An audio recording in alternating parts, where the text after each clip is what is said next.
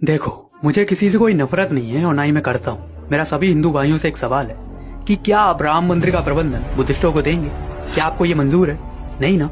तो यार माओवादी विहार का प्रबंधन हिंदुओं ने अपने अंडर में क्यों ले रखा है, जबकि वहाँ देश विदेश के बुद्धिस्ट लोग आंदोलन कर रहे हैं कि बुद्धिस्ट की धरोहर उनको सौंप दो, फिर भी कोई नहीं सुन रहा। क्या ये सही है?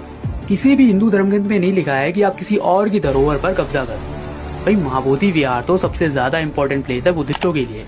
जिस प्रकार क्रिश्चियन लोगों के लिए जेरूसलम होली प्लेस है, मुस्लिम लोगों के लिए उनका मक्का मदीना, उसी प्रकार दुनिया भर के बुद्धिस्टों के लिए माओवादी विहार एक तीर्थ स्थल है, क्योंकि यह वही स्थान है जहाँ तथागत बुद्ध को ज्ञान की प्राप्ति हुई थी। और इसको देखते हुए सम्राट अशोक ने 3rd सेंचुरी BCE में यहाँ एक भव्य विहार का निर्माण कराया। उसके बाद सभी मौर्य सम्राटों ने इसकी देखरेख की, फिर गुप्ता काल में इसे और बेहतर किया गया, फिर राजा कनिष्क ने इसको और विस्तृत किया। इसके बाद जितने भी राजवंश हुए उन सभी ने इस विहार की देखरेख की। फिर इसके बाद करीब 11वीं शताब्दी में तुर्कियों ने हमारे देश भारत पर आक्रमण किया, यहाँ के मंदिरों को, यहाँ के विहारों को क्षतिग्रस्त किया, उन्हें लूटा। माओवादी विहार भी इसकी चपेट में आया। फिर 19वीं शताब्दी में ब्रिटिश शासन के दौरान माओवादी विहार की दुर्दशा पर ध्यान दिया गया। अलेक्जेंडर कनिंघम एंड बोर्ड ने सबसे ज्यादा योगदान दिया माओवादी विहार की स्थिति को सुधारने में। वर्तमान में माओवादी विहार की जो भी स्थिति है उसमें अलेक्जेंडर कनिंघम का बहुत बड़ा योगदान। फिर इसके बाद हिंदू महंतों ने इस विहार को अपने नियंत्रण में लिया।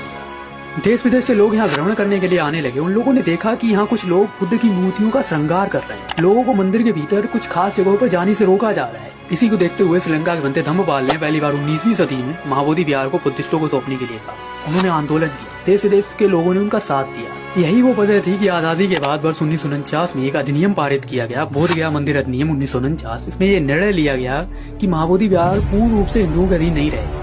9 सदस्यीय समिति बनाई गई जिसमें 4 हिंदू और 4 बुद्धिस्ट शामिल किए और एक अध्यक्ष पद गया के जिलाधिकारी को दिया, और ज्यादातर ये जिलाधिकारी हिंदू ही होता है। वर्तमान में स्थिति ये है कि बुद्धिस्ट लोग मांग कर रहे हैं जिस प्रकार हिंदू मंदिर जैसे राम मंदिर की प्रबंधन समिति में सिर्फ हिंदू ही लोग होते हैं, उसी प्रकार माओवादी विहार की प्रबंधन समिति में सिर्फ बुद्धिस्ट लोग ही होने चाहिए।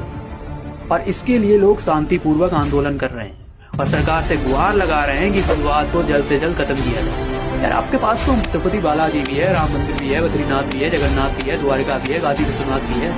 कम से कम माओवादी विहार तो बुद्धिस्टों को दे दो। क्या आपको नहीं लगता ये गलत हो रहा है? इस वीडियो को ज्यादा से ज्यादा शेयर करो, आवाज उठाओ video. Peace is always first priority, but अगर शांति से काम नहीं बना तो कलिंग होना तय है। जय सम्राट, नमो बुद्धाय।